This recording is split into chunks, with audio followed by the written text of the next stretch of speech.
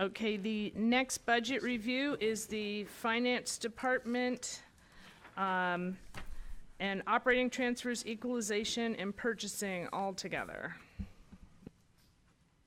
Good afternoon, Commissioners, and before I start my presentation, I want to thank every one of you for the plant that was sent to the funeral home for my father and the latitude of moving the budget presentation back 2 weeks to allow me to deal with issues. I guess I'll just refer to it that way. So I have a short presentation here on the budget. This presentation is going to cover like all three what I consider divisions of the Finance Department. So then at the end, we'll kind of circle back for individual questions. So the Finance Department consists of three divisions, at least the way I think about it. There's finance proper, purchasing, and equalization. That covers 11 different functions, which we'll go over shortly. There's a total of 47.5 positions among the three cost centers. There's 22 in finance, 15.5 in purchasing, and 10 in equalization. The combined budget for all three divisions is $4.6 million. As you can see on page 2 of the PowerPoint presentation, the Finance Department is $2.3 million, purchasing is $1.4, and equalization is just under $900,000. So I don't know how well you can see this. I guess it's showing up on the screen fairly well. What you have on page 3 is a organizational chart of the Finance Department. Of course, you have my position as the finance director. I have a deputy finance director who's with me today, Steve Adair. You've seen Steve in action before, so you know him well. I have an administrative secretary. There's a total of 22 folks in my office, and we have 5 different functions. So we have the fiscal services, which is your normal classic accounting, accounts receivable, accounts payable, preparing for the audit, preparing the financial statements. And we have a financial officer who acts in basically the function of an accounting manager. We have a fiscal analyst, 3 fiscal analysts, a junior fiscal analyst, and 5 account clerks. So essentially, we have 5 accountants, if you will, in one way, shape, or form, and 5 account clerks and an accounting manager. We have a payroll division, which has 2 folks in it. That division processes the payroll every 2 weeks. We pay all the withholdings to third parties, prepare the 941, send out the W-2s, prepare the 1099s, all that sort of thing. The budget is 2 folks, which are both here. You know them. There's Dave Steitler, our budget officer, and Susie Caparucio, our budget analyst. So they're responsible for processing budget adjustments, preparing the budget document that's before you, and everything else that's involved in the budget. There's risk management division, which John Anderson, the risk manager, is unable to attend today. We absorbed that function in 2012 with the change in government. That used to be sort of a separate department. So we absorbed John and a senior secretary at the time. We've sort of retitled that over the years. And then we have, I just refer to it as special projects. There's 2 folks. There's another financial officer in that sort of group, and then there's a contract and grant support specialist. So that function is really primarily involved in the support and maintenance of the One Solution financial management system. The financial officer does other things like the apportionment report, assists in the audit for the single audit portion of our annual audit, and sort of a jack of all trades. The fellow in that position, his name is Tom Geschke. He's been here for 31 years. He was involved with myself and Dave in the implementation of One Solution. And we'll talk shortly. I'm requesting a new position for 2018, which would also fall under this umbrella to help support the system and some other functions that I'll speak about. We've sort of gone through an evolution in our department. You can see in the upper left that in 2008 we had 27 folks in the budget. We lost 8 of those basically through attrition over the years once the Great Recession hit. And then we absorbed 3 folks over the years. 2 of them are in risk management. We also absorbed basically an account clerk was transferred from human resources into the payroll function, I think 2 budget cycles ago. Over to the right-hand side of the slide, you'll see the 8 positions that were lost over time. We used to have an internal audit department that had 5 folks in it. And so we lost the internal audit manager, we lost 2 auditors, 2 senior accountants, an accountant and a fleet manager. What happened with the fleet manager was the road department had a fleet manager as well, so with the change of government, that position, once that person retired out of my group, we just didn't replace that position. So we lost 7 accountant-type folks, accountants/auditors. And essentially what I'm going to be asking for is another financial officer, which is more in that realm of an auditor or professional-type position. Slide 4 is an organizational chart of the purchasing division, and of course, Polly is here. Everybody knows Polly, and Jeff Dorowski, the deputy or assistant purchasing manager, and Daisy Menser, who's recently brought into our division from IT to fill a vacant senior buyer position. So again, there's 5 functions underneath purchasing. You've got administration, which is basically the purchasing, classic purchasing. We've got a warehouse function. We've got the mailroom, the print shop, and a microfilm function. There's 15 and a half folks in purchasing. There was 22 and a half in 2008. So purchasing saw a reduction of 7 positions over the years. And again, to the right-hand side, those 7 positions are listed out, 2 account clerks, 1 person out of the mailroom, and 4 people out of the microfilm operation. And Polly and Jeff can talk in more detail about those functions if you so wish. Slide 5 is org chart of the equalization department. 10 folks in that department, relatively small. There were 13 in 2008, a reduction of 3. We lost an equalization manager and 2 typist clerks. And again, Kristen Seeloff, the equalization director, is here to talk about her budget in more detail as we get further into the presentation. Slide 6 is just a representation of what it looks like all folded together. So the 47 positions, I've got the 3 functions highlighted in different colors.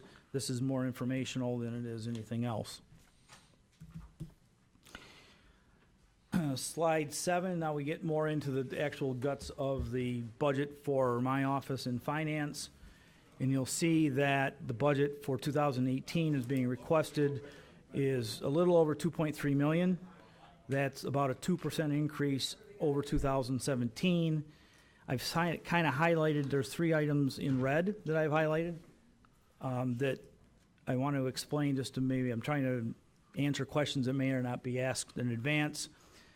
You'll see that there was $24,000 in contract services expended in 2015, and that was a one-time expense. That was the county paying for an outside search firm for my position, actually. So we hired Waters and Company to do the nationwide search.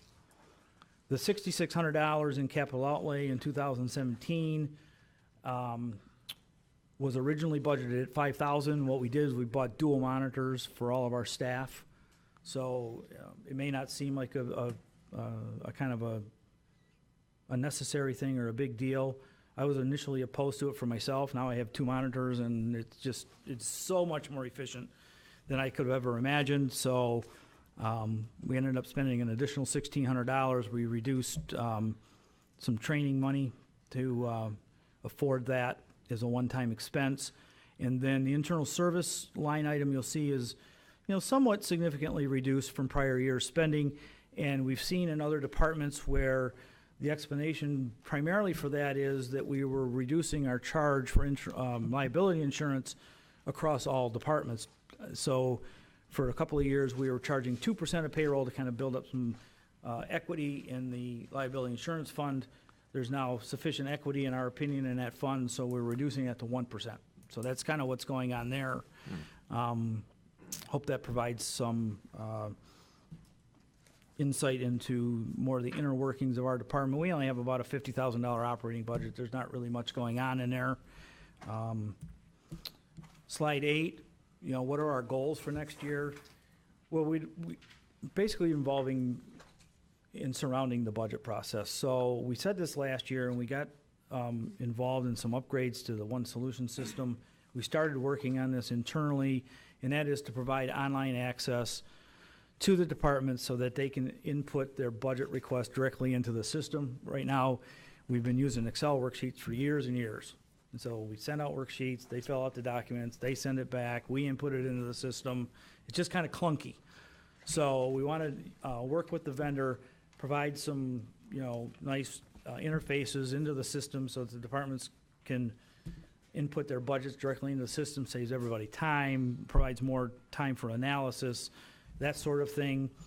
We also are seriously considering reformatting the budget document to provide more information along the lines that I provided on slide 7, more narrative information on each department's page as to what's going on in that department, to explain increases or decreases from prior year, try to explain why the budget for one year may be less than actual spends in prior years. So trying to answer some of these questions that are coming up at budget hearings and make it a more user-friendly and informational document for both the board and the public. So we want to do that. And on the audit side or the accounting side, we're continually trying to move up the timing and the completion of the audit. So we have to have the audit completed by June 30th. It generally has, historically, my entire career here has been July 20 or June 28th, June 27th, June 29th. We're filing things with the state of Michigan. In the old days, you had to drive it up to the state of Michigan and have it time-stamped. This year, we had a draft audit report to Plant Moran earlier than before, early June. What we'd like to do is get everything done, out the door, filed with the state, buttoned up, and put away to bed by middle of June, June 10th. One of our long-term goals, as you'll see on the following slide, is we'd like to get everything buttoned up by May 31st of each year. That allows then Steve primarily and the other staff that would be working on the audit to concentrate on the budget. And we provide some ongoing training programs for end users for the One Solution product, basically how to use our reports. We do this a lot for new hires in departments, so they're familiar with how they can utilize the system to monitor their budget to actual performance. So we want to kind of more formalize that, maybe provide a little more training on an ongoing basis.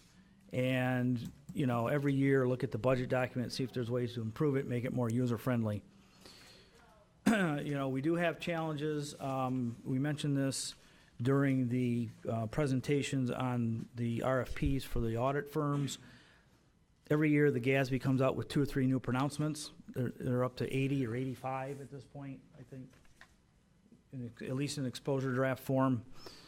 The GASB has been around for about 30 years, so they're issuing 2 or 3 a year, and increased compliance on our single audit for our federal programs. The government just seems to be tightening down all the requirements, more and more requirements for the auditors to make sure that we're in compliance with all the standards.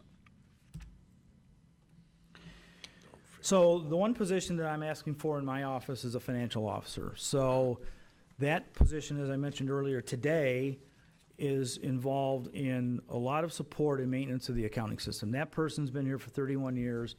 I fully expect he's going to retire early in 2019.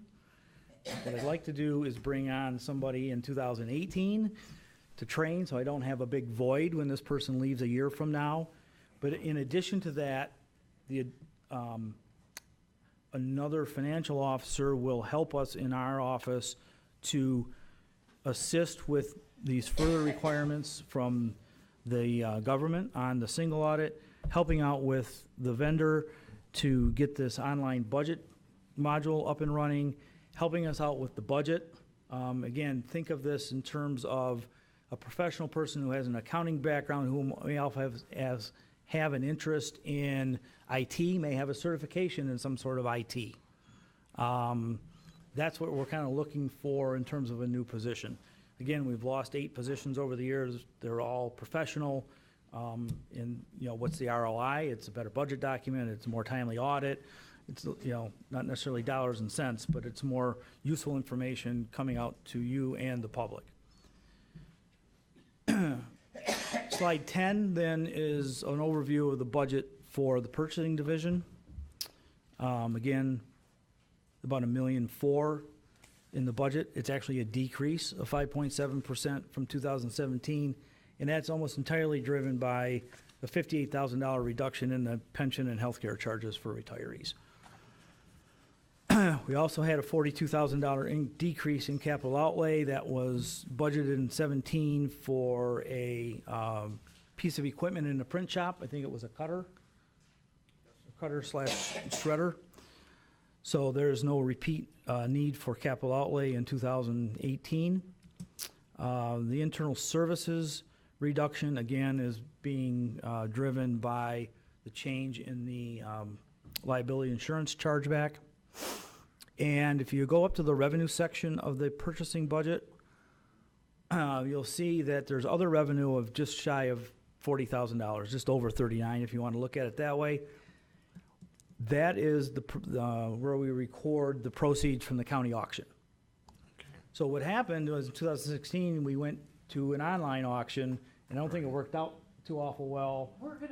And so Polly or Jeff will explain that, but I think I understand the plan is to go back to a live auction going forward. They'll talk about the intricacies of, why that didn't work out so well, but that's why there's a decrease in 16. So other than that, there's not much going on in purchasing, other than they are asking for one new position in the mailroom.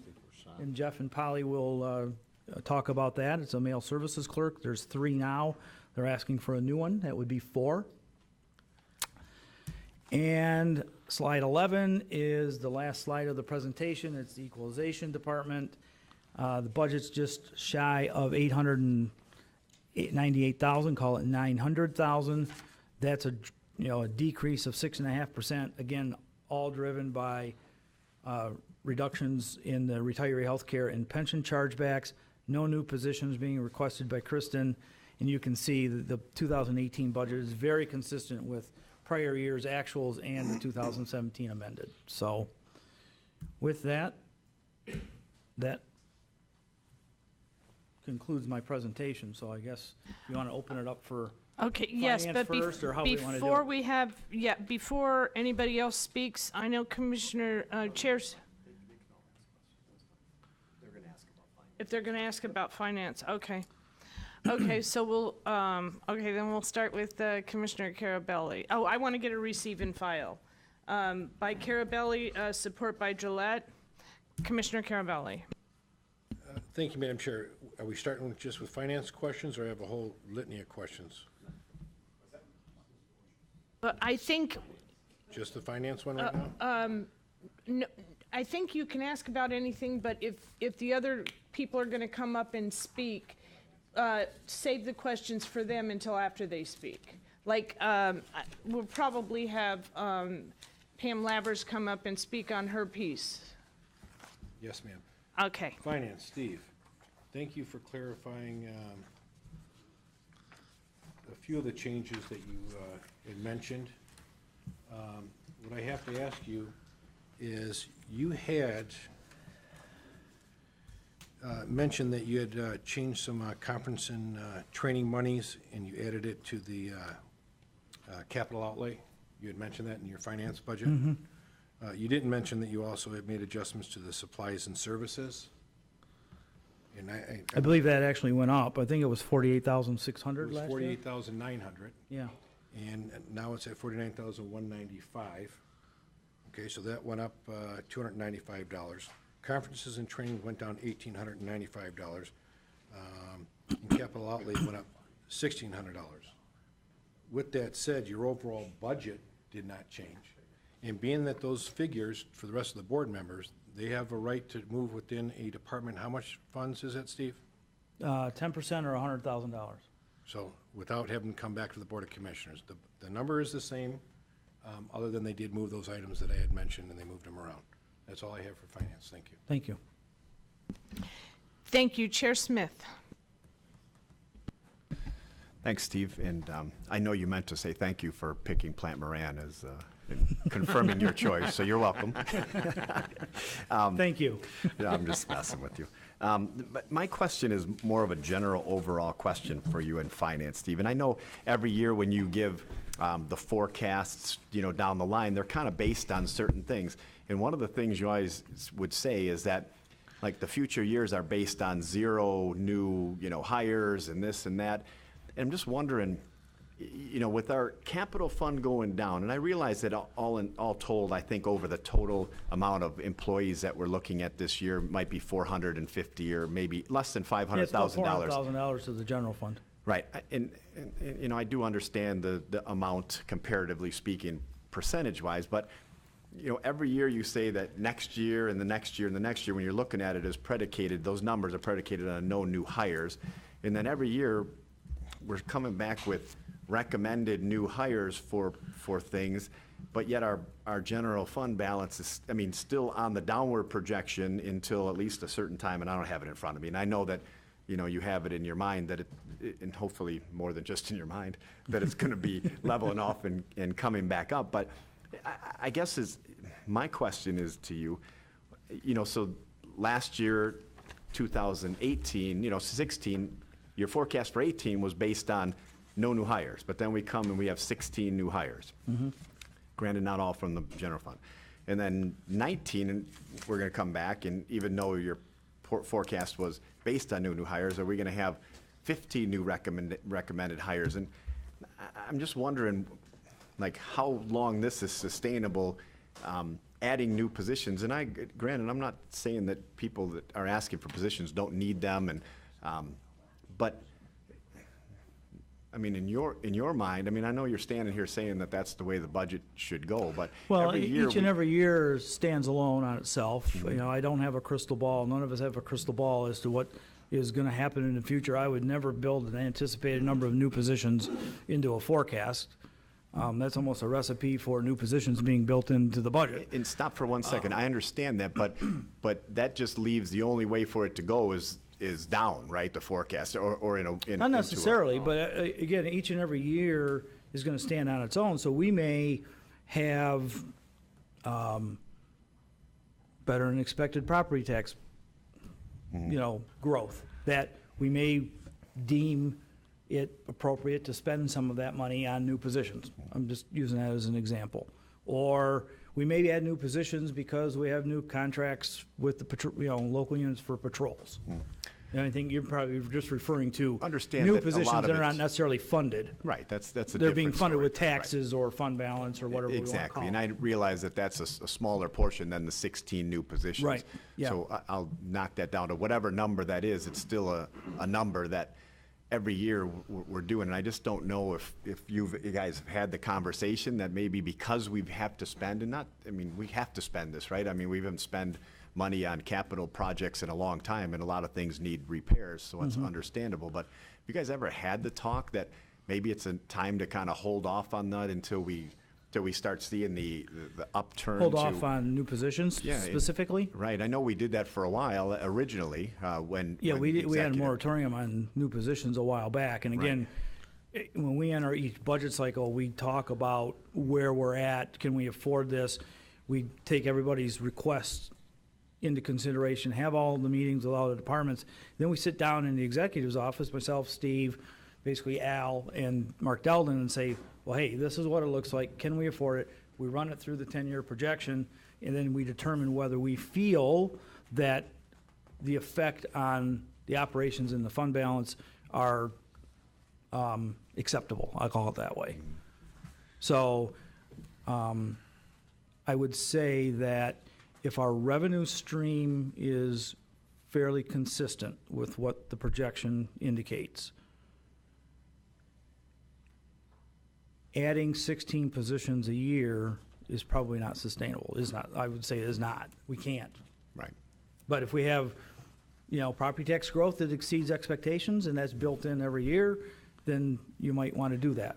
But I'm not saying that I would recommend that, but Right. each and every year stands on its own. And not being privy to that conversation that goes on with all of you, and I'm sure that there's a lot that goes into it, it just seems to me on a general scale that as long as general funds are going this way, we shouldn't be increasing numbers on the other side. And that's, I mean, that's just my thought in general. I know there's more to it than that, and I'd like There to is. talk more to Yeah. you about it. But I know that for a while, that was the call because we were in a position like that, and it seems like we're kind of in a position like that again a little bit. So I'd like to just hear more from you about that in the Okay. future, if Yeah. you don't mind. Yep, no problem. Okay, I'm gonna backtrack because if we just do it just for finance and some people they're gonna go to the other pages and we'll end up doing 4 rounds. So I'm gonna go back to Commissioner Carabelli and give him an opportunity to ask the questions that he wanted to ask. And, there's going to be some questions on the bicentennial. So when they start coming, we'll have you come up. And I guess I don't say your last name right. I apologize. We'll figure it. I'll talk to you later about that. Anyway, when those questions come up, I'll have you come up and speak to. Okay, sorry about that, Commissioner Carabelli. Thank you, Madam Chair. I did not see any amendments for equalization. What was approved last year is truly not amended, it's the actual number. So when you're looking at the 2017. I do have a question for you, Steve. If you can go back from the second to last slide.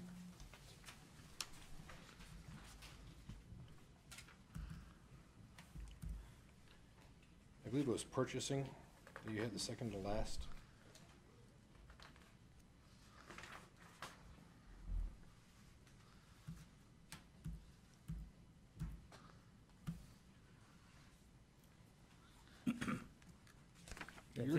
You showed in red, you said there was a one-time capital outlay for the $42,000. Mm-hmm. And I'm good with that, but what I see in here, you're showing actual 2016, you're showing here you have 237 in capital outlay, yet in the approved budget that I have last year, I don't see those numbers. These are different numbers than what I have that we approved. I mean, in our. In terms of the 2016 budget?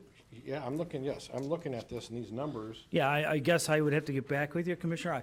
On that $237, we probably moved it from some other line item. I'm not sure which category. I'd have to research it. I don't know what that particularly was. Because what I'm doing, since you guys didn't provide us with the actual budget and the amended, I'm spending the time trying to go back from last year's to this year and to try to compare them all.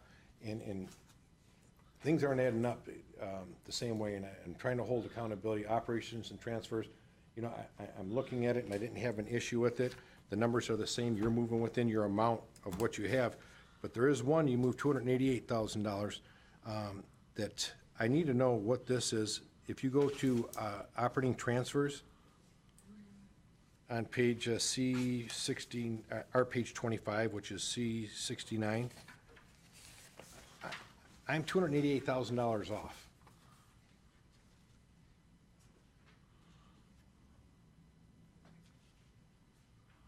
In terms of Well, the total of $56,204,000. we approved $55,915,000. Are you saying that 288,000 is within the 10%?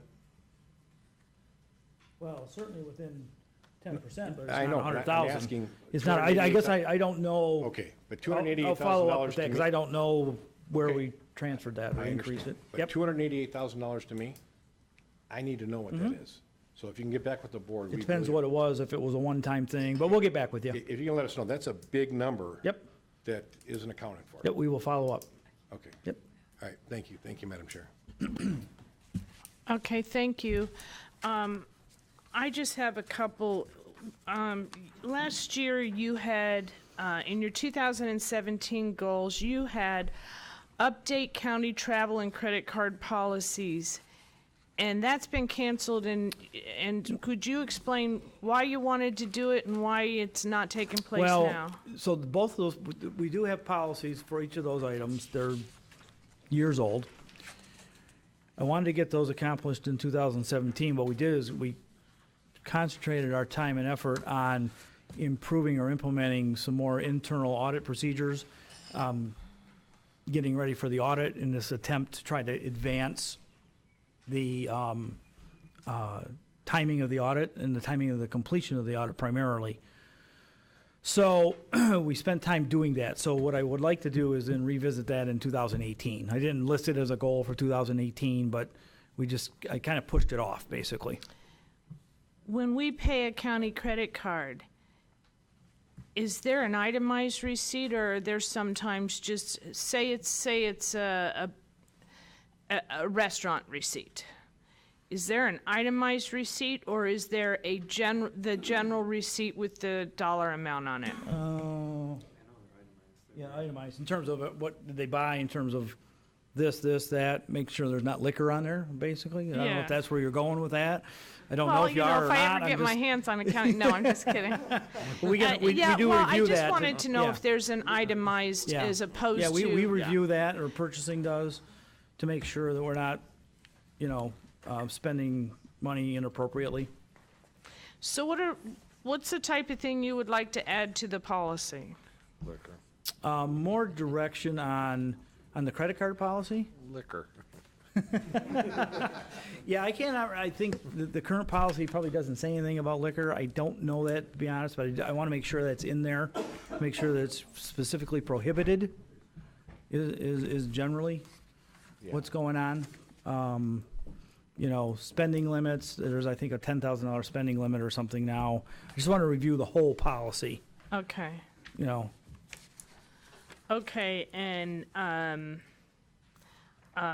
have one question on the bicentennial, but I'm going to wait on that for others. So with regard to on the debt service,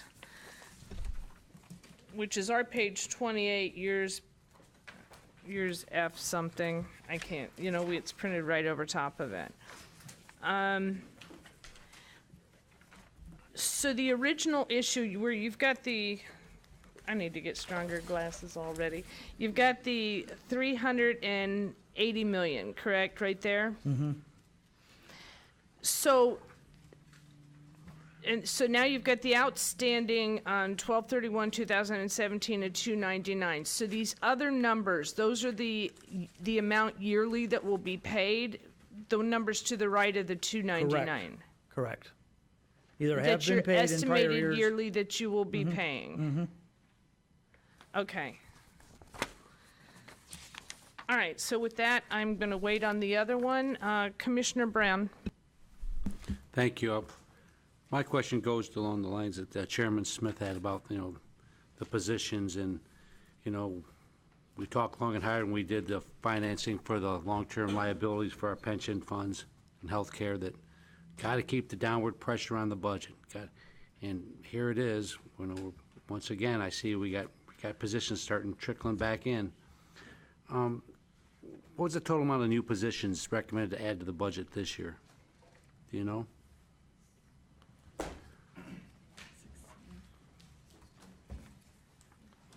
Didn't he, what's him say? The total cost is 1.1,428,000 that would be absorbed by the general fund. A lot of it's grant funding, or But how many new positions? 16 total.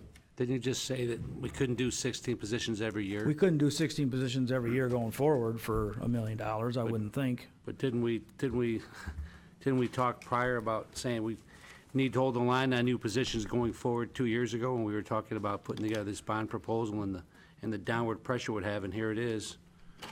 I mean, I guess I would say to you, Commissioner, again, each and every year stands on its own. We've had more positive or favorable property tax growth in the last year or two than we've anticipated in our 2%, that sort of thing. So again, every year we evaluate, here's the cost of new positions and everything else, and we project that out, and we determine and make a recommendation whether we feel that's a comfortable level or not. I understand, but we were managing just fine without them before. Certainly, we can continue to do the same, can't we? Again, each position is, you make an argument for each position. In my case, Well, depending, let's make your case. I mean, we've gotten by so far. Why can't you get by with it again without another year or so without it? I would say that if we want an improved budget process and an improved budget document, that's our ROI. We then also can use that position to make some improvements to our accounting system, which is basically into this budget module. It gets the audit done quicker. Is that really ROI? Does it really matter if we go from May 31st to June 30th? It would be nice to get that out of the way so we can spend June working and concentrating on the budget versus completing the audit. And what is We the, make that more useful document, it's more user-friendly, more meaningful. we've been doing budget around here for, every year forever, right? I mean, the budget documents always seems to be good enough for the year we do it. I'm just trying to improve. Every commissioner comes in who's got to see a little bit different spec, and they ask you to come here and say, hey, I want you to change Well, this. yeah, they don't disagree. And that takes time. I Yeah, know I'm just trying to make it a more user-friendly, meaningful document. Well, but that's not worth it. That's not worth the money to So, I mean, pay to do that's- that, in my opinion. Well, yeah, I mean, But there's other things that he does or she Right. does, and I don't True. know that, so. I mean, when you're sitting with the executives team and you're looking at the budget and say, well, how many positions can we afford? Did you talk about that and say, well, we're gonna have 0 budget positions in the budget? Are we gonna, how many can we afford? I mean, just like we go into well, budget. again, we kind of see the whole list. You can Yeah. see that there were 25 requested. Yeah, well, And so we said, well, here's the 16 we're gonna recommend. We base our decision on how much is gonna be spent or allocated to the general fund versus grant funding. Is it gonna be, in the case of the Veterans Department, how much is paid for by tax levies? I mean, it's and all hard that for us sort of to thing. turn down a request because it's went through your process and you've been involved in the process more when they recommend it from your office to us.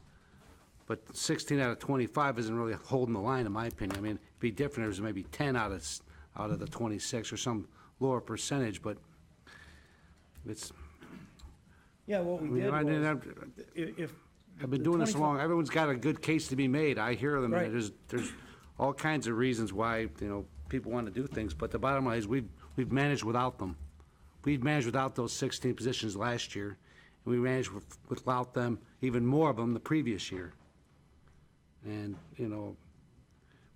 something to be said about, employees want raises, they want other things, we want to take care of our employees better, but we keep expanding the pie and spreading the money out wider and wider. We don't have as much money to take care of our core functions as best as we could, because we can't afford it. I guess the shorter the rope, the shorter the range, the deeper the pot, right?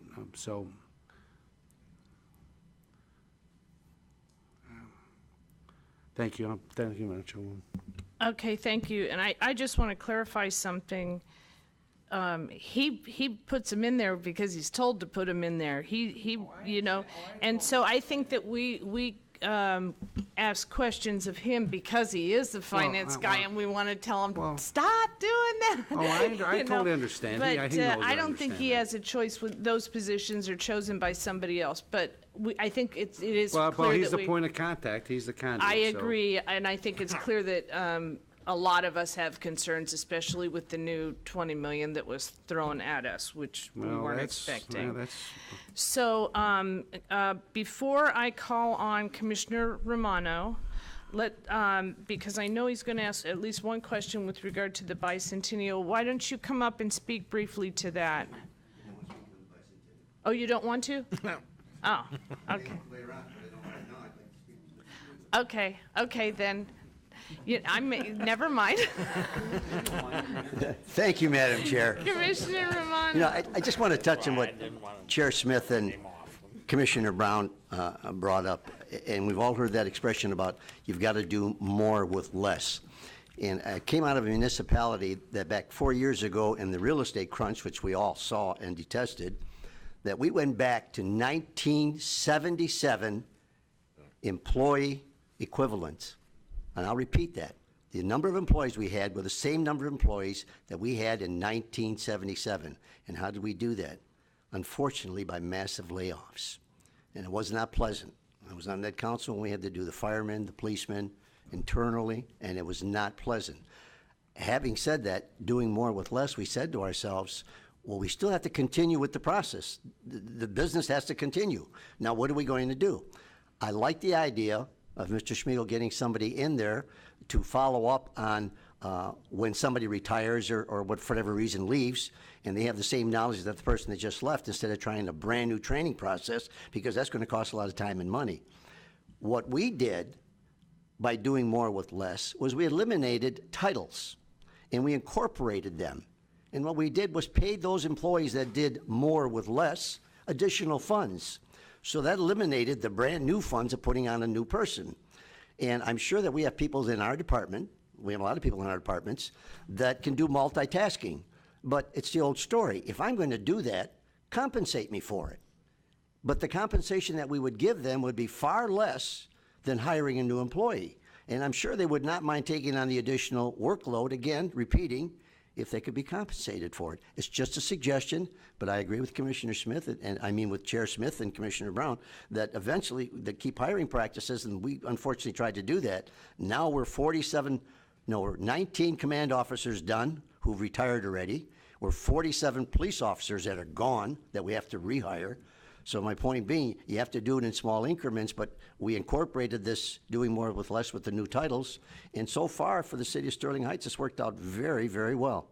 Just my 2 cents worth. Thank you, Madam Chair. Thank you, Commissioner Romano. Commissioner Gillette. Thank you, Madam Chair, and thanks, Steve, for your presentations. I guess I'm trying to look at the big picture. I know you're here to speak particularly on your budget, and it looks like most of the budgets you've just described have actually gone down, or for the most part have gone down.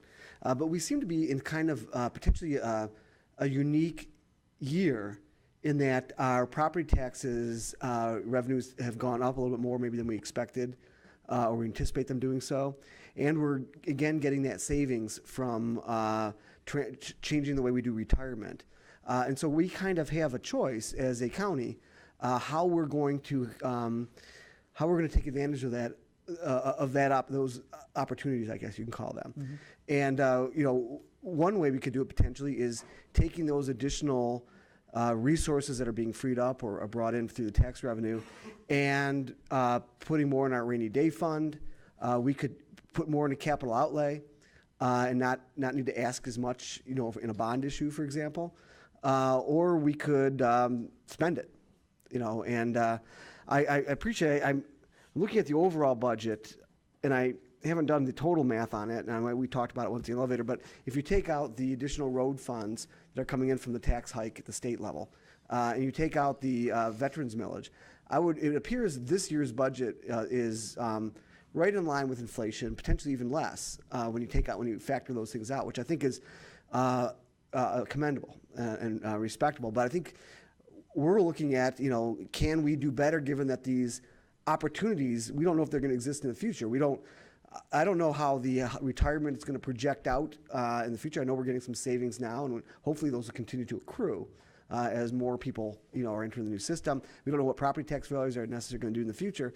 So it would be nice to reduce the amount we're going to be borrowing for capital outlay, if we do indeed do that, by taking some of this revenue that we'd put toward hiring more people and growing the scope of government rather than the cost of it, and simply reducing the amount we borrow, increase the amount we save, and just my thoughts on it. Certainly an opportunity we have this year to make those kind of decisions. And I do appreciate the fact that the budget in general I'm not suggesting it's irresponsible in any way, because I'm actually think for the most part it looks pretty good. But I think those concerns that the commissioners have, it'd be great if you can communicate them back and see if maybe we can do a little bit better. Duly noted. Thank you. Thank you. Okay, before I call on Commissioner Leonetti, I want to get all the speakers that would be speaking out of the way, and it may only be Pam, but let's start with Pam, and if you want anybody else to speak, we'll go ahead and get that done. I guess I would have Pam come up. I guess if you have questions for Jeff or Okay. Polly or Kristen I don't specific to care their who speaks, budgets, it's just- they're here. We'll start with Pam. Pam? Rise! Good afternoon, everyone. So how can I answer your questions? I know that everybody is aware of our bicentennial celebrations. We've been having monthly meetings in the community. We have received input. We have a lot of items planned for next year that'll be fabulous. We do have a fundraising package that I provided to everybody. My goal is to raise as much money as possible, and hopefully we can have a wonderful celebration with the community. So how can I answer your questions? Well, let's get all the speakers, because the next one up is Commissioner Leonetti, and his might not be related to you, and then give commissioners, it might, but I don't want to go around and around. Yes? No, I mean, right. I'm trying. I'm saying let's get the speakers out of the way, and then each commissioner can ask. They can ask of each one of them if they want, but that way we don't go through the commissioners 15 times. So get all your speakers out of the way, and then we'll go back. We can hear from purchasing. I mean, are you good? Yeah, go ahead, Jeff. Wait a minute. Wait a minute. I want to say hi to the new commissioners because I've been here for 53 years. So Bob said I got to talk today. I saw him at lunchtime. I talked. Jeff is going to give you our goals. We're going to have another live auction instead of the other one didn't work. So not enough staff. And we had issues with cars. They wouldn't pick them up. They didn't like them. He'll explain it. He's in training. So now bring him up. And you saw Larry from the Treasurers. He was my senior buyer, and I trained him well, and he went there. Now I got Denise. She's going to be marvelous. Good afternoon. I'm Jeff Darrell, Assistant Purchasing Manager. I'll try and keep it brief, but also answer any questions you may have. First off, we are asking for one new position, as Steve outlined. In 2008, we had, I think it was 23 positions across all of our operations, and now we are reduced to 15 and a half.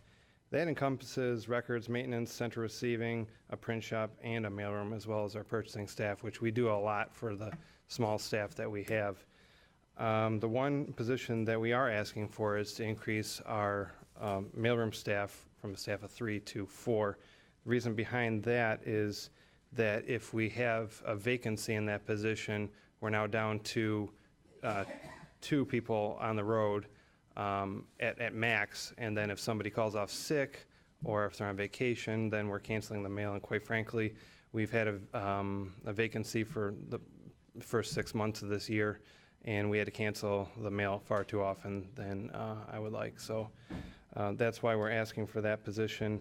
Another area of concern, I saw a lot of eyebrows raised when the auction revenue was shown. We did try the online auction to see if we can maybe increase some revenue and increase efficiencies, and however, that was not the case. It was a lot of work continuously throughout the year as opposed to just a chaotic 3 weeks or a month, and then everything has been auctioned and it's received, it's paid for and picked up Sunday and Monday.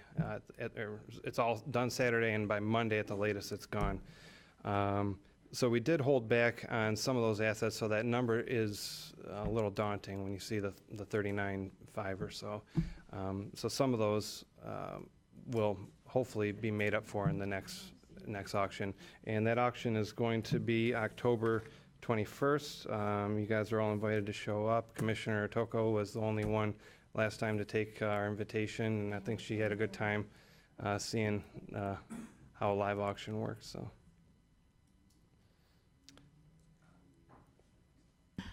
Okay, so with that, we're going to go to Commissioner Leonetti. I guess I'll start with you, and then I'm going to give a question for you, Steve. The online. Explain to us. I mean, generally the trend is when something's done online, it is more efficient. It seems to reach more people, and you usually seem to reap a greater yield. So just kind of give us an explanation as to why it failed. I get it. It sounds like it's something that. The transition, you had to wait a couple weeks before somebody picked something up, and is that the deal? Well, there's two things. There's the posting side of it, which you would have to have somebody posting every single item as it came in.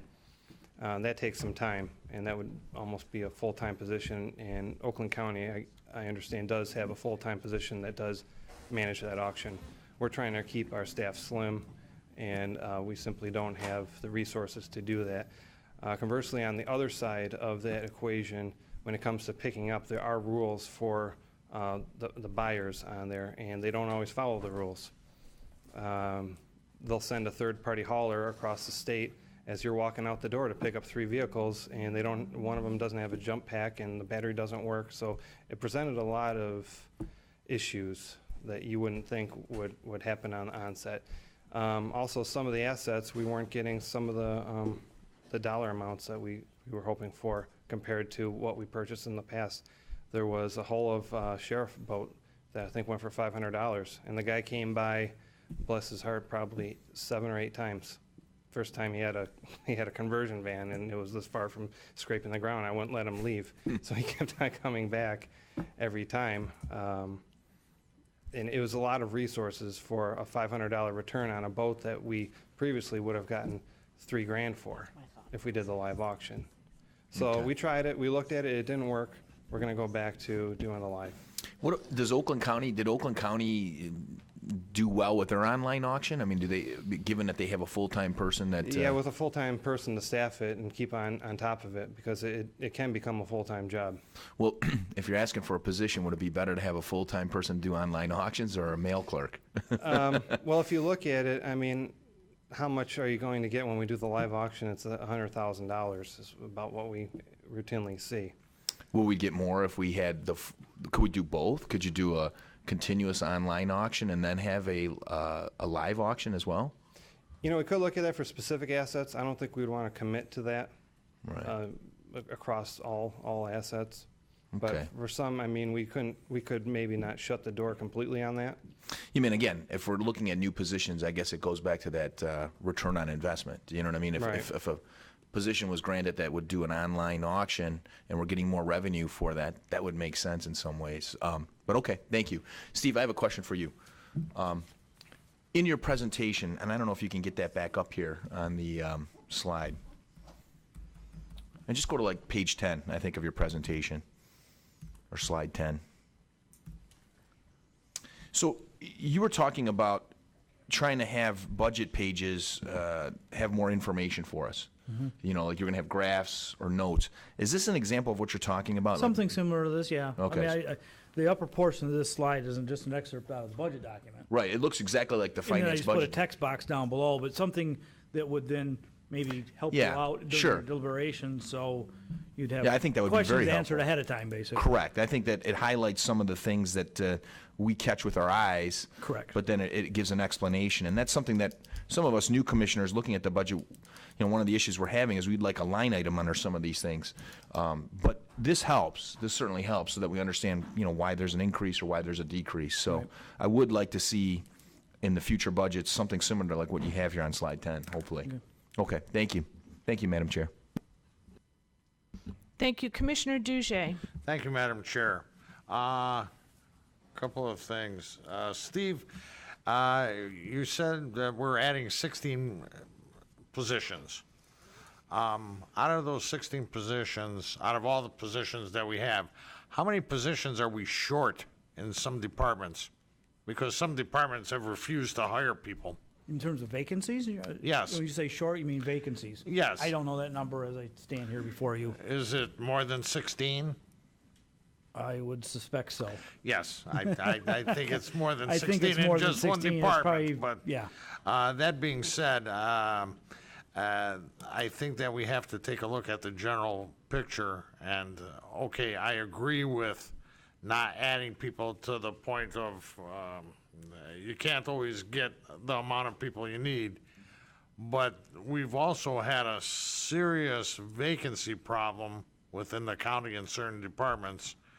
And I think Polly's correct in trying to get people in, or everybody's correct, trying to get people in to cross-train them, because we're going to be losing a lot of institutional knowledge going forward at this point in time. But I just wanted to touch base to see if you knew how many vacancies we've Not off got. the top of my head, no. All right. Thank you.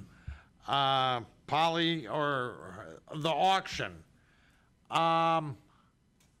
Did the online, what was the percentage that the online people were charging? Do you remember?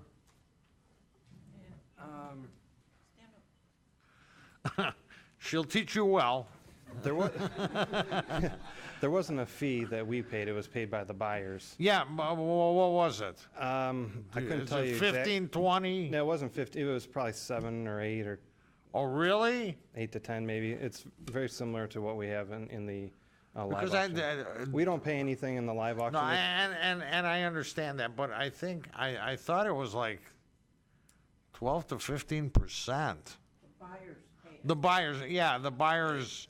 It depended on the asset. I don't believe it was as high as 12 to 15. Larry Lee was actually doing that for us. I don't have the numbers exactly for you. Because I'm really not surprised that the online thing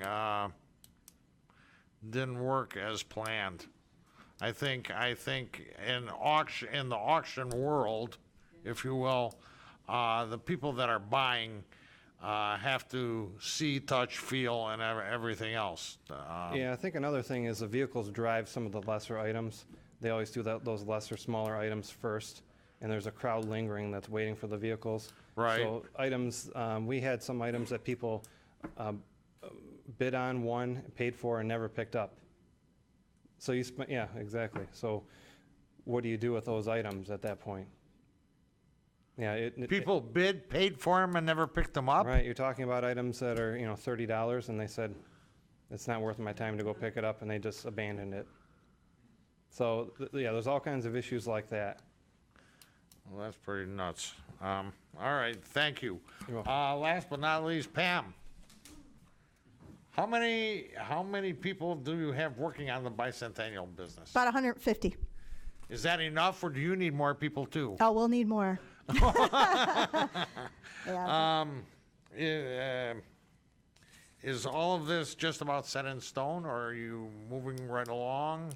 And is this expanding? I would say as the time only thing goes that's on? setting in stone is this flyer that I provided that we are fundraising with. The events aren't set in stone because we have no money.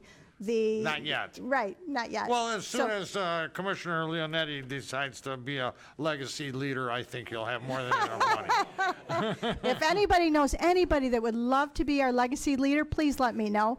But I will give a little hint that I think I've garnered about $35,000 so far. So keeping my fingers crossed that Well it done. continues to grow so we can do everything in the county. My goal, again, is to raise all of the money that has been requested. All right, very good. Polly, last question. Sorry. No, this is the last one. What's with microfilm? You guys are still using microfilm?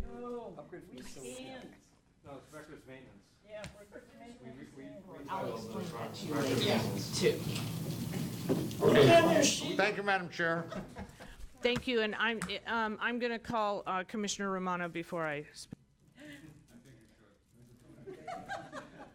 I was wondering if I should wait here. This is your workout for the day, and then you'll be all set when you Believe go me, I home. had a much worse workout earlier today. My cell phone died, broke completely. Took about 2 hours. It's horrible when it's a last minute try to fix thing. So I ran here. Didn't know I was coming here until I got an email about an hour and a half ago. So I apologize for not being totally prepared, but I will try to answer your questions, Commissioner. Thank you. Thank you, Madam Chair. Use some of that 80,000 to fix your phone. No. So, I just heard you state that you're getting you're hoping to get about $35,000. I hope to get $80,000. Okay, $80,000. No, I'm sorry. You're looking for a donation for 35. You're thinking you might have already locked up, and you're looking from us for $80,000. Now, that's a bicentennial. You certainly weren't around for the centennial, but I don't know about the rest of the commissioners. Maybe it's me, but $80,000 for a bicentennial, plus you're having all of this sponsorship, sounds like a ton of money to me. What are you going to do with $80,000? So, yeah, let me just share some of the things that we do plan. So for 500, so our birthday celebration. Point of information. I'm sorry, I just want to help you out here. She's looking for 80,000 max, which will be offset, I believe, by every donation.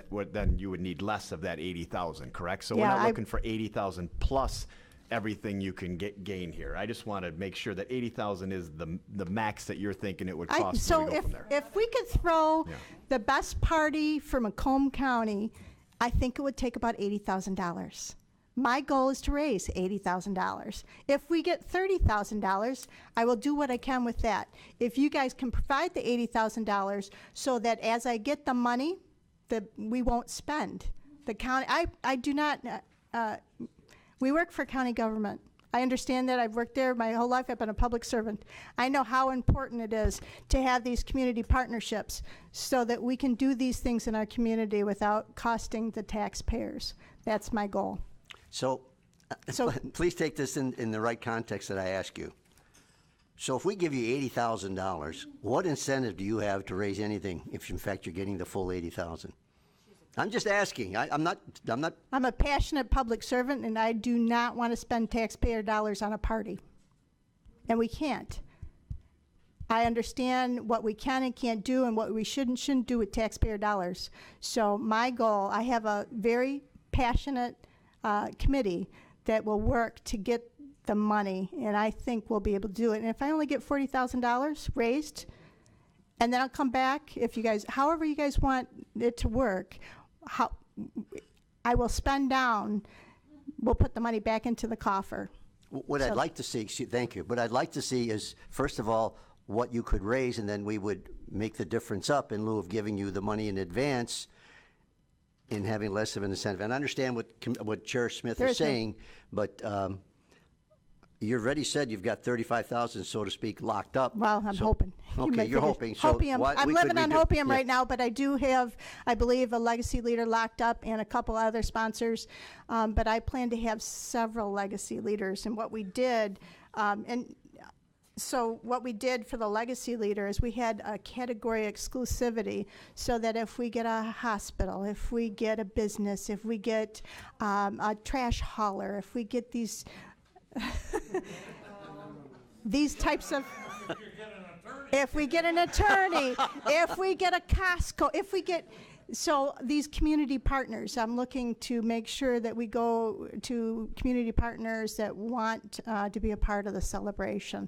And you did ask about what kind of things we are celebrating, that we are planning, this committee. So if I can share some of those things with everybody. Yeah, the cost shares are what I'm interested in. The cost share. So what we believe it would take, first of all, we want to do a marker from the historical, get a historical designation. That's about $500.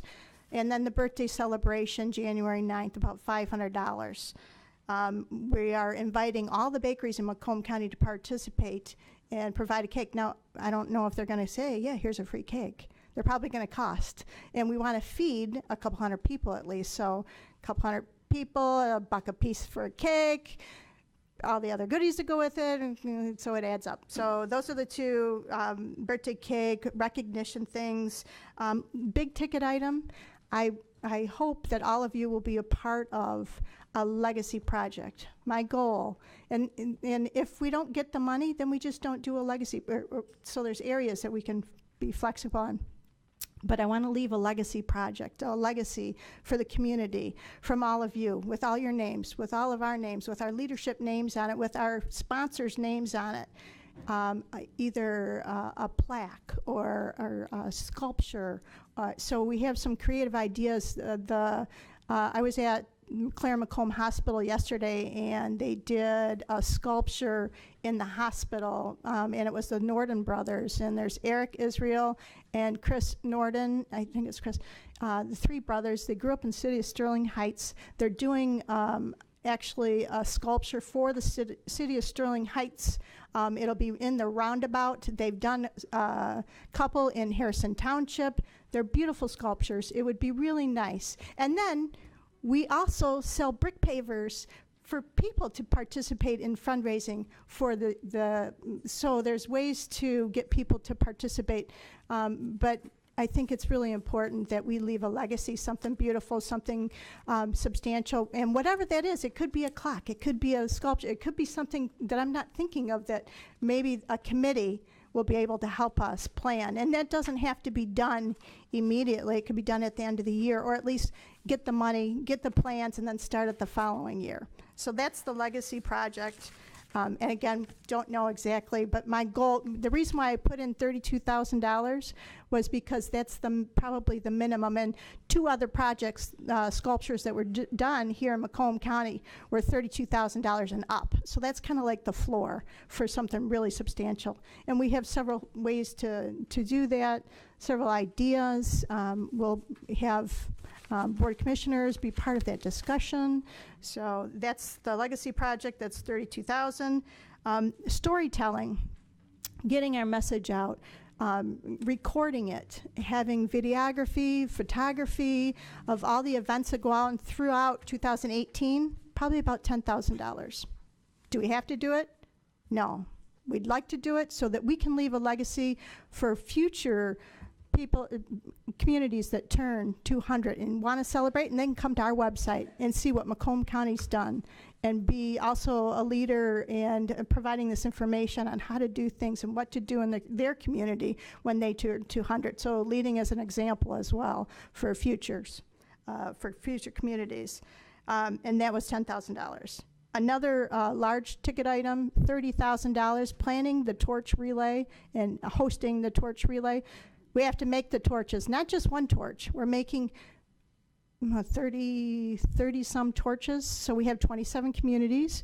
We have Selfridge that's participating. We have Lake St. Clair Metro Park that's and Stony Creek Metro Park that's participating. And the torch relay, I gave you a map in the back. This is all draft. We got to go through a lot of things with Sheriff's Department, Emergency Management, all the communities. We have to host meetings. But the plan is, it's a huge project, but to create the actual torches. Now, Macomb Community College has volunteered to make the torches for us, but I don't know what the cost is going to be. I don't know what the fuel is going to be. The creative time, several pieces for just creating the torch, and then also the torch relay shirts, flags, banners. So the torch relay in itself is a $30,000 event that's probably 10 days, and it spans all over Macomb County, all 27 communities, several parks, Selfridge as partners. And then the last piece is $7,000 that we talked to the parade company in the city of Detroit, and they have a birthday cake parade that we can use in any parade. So we thought it would be nice to take the float in 3 areas next year. St. Clair Shores, more in the south end of Macomb County, Mount Clemens, and then up north either Romeo, Richmond parades. And it's about, I think they're $2,500 for each time. And what the parade company does is they trailer the float for you up here. They provide music. About 20 people can sit on the parade, so you're all welcome to please join us and help in waving, enjoying, creating. We have to, so the parade, the cake is kind of made already, but we have to put a Macomb County touch on it. So the look and feel of what we want for that parade, that float to look like. But each one of those parades that we do participate in is about $2,500, a little bit more, somewhere in that range. So about $7,000 what I budgeted for that. So that kind of adds up, I think, to $80,000. Thank you. Madam Chair, we're going to be voting on these individually under the budget reviews. For example, operating, equalization, purchasing. You're not going to try to incorporate those, are you? Right, we're just doing a receive and Right. file. We're not making any changes, and there's already been the motion to receive and file on all of these. Okay. So if you have questions, I'm saying get them all out of the way. Okay, I got it. Thank you. Thank you very That's much. it. Any other questions that I can answer? I have one very quickly. If we gave you the $80,000 as seed money, because I actually, I don't believe if we tell you, well, come to us when you know how much you need. You have to trust that we'd be giving it to you, but I think you might need seed money because the money that's going to be donated to you might come in throughout the year. But would you make the commitment that if the money did come in to offset it, that you would keep the total dollar amount to $80,000? Absolutely. And if there was any reason that changed, you would come back to us, even if Absolutely. you've gotten the offset? Absolutely. Okay. All right, thank you. You're welcome. I see no speakers. Why are you pointing at him? We're discussing using Mr. Perks. Okay, all right. So I'm going to very quickly say, vote on your iPads. Oh, yeah, yeah.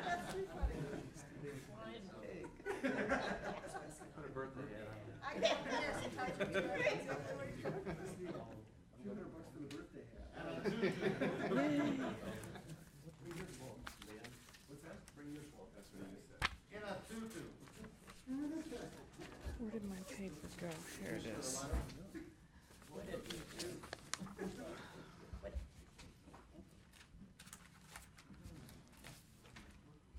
Oh, we're all set? Okay. All right, the receive and file passes 12-0.